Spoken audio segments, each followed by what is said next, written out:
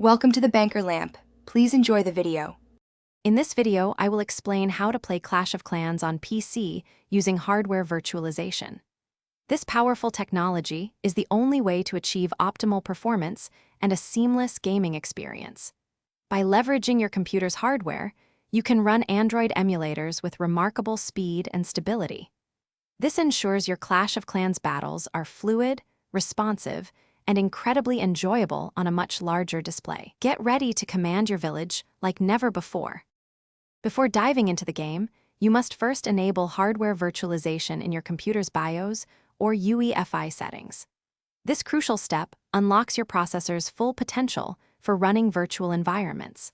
Look for options like Intel Virtualization Technology or AMDV and ensure they are set to enabled. After saving your changes and restarting, your system will be ready to support high-performance Android emulation, making your gaming experience much smoother. With virtualization enabled, the next step is to select a reliable Android emulator. Popular choices include BlueStacks and Nox Player, both known for their robust performance and user-friendly interfaces. Download and install your preferred emulator onto your personal computer.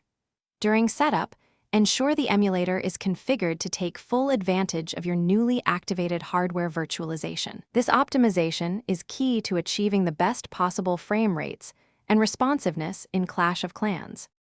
Finally, it's time to get Clash of Clans running. Launch your installed Android emulator and navigate to the Google Play Store, just as you would on a mobile device. Search for Clash of Clans and proceed with the installation.